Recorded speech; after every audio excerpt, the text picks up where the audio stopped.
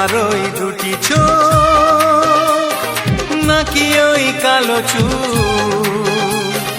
নাকি ওই ঠোঁটে লাগা লাজুক হাসি। এ বলে আমায় দেখ ওরে,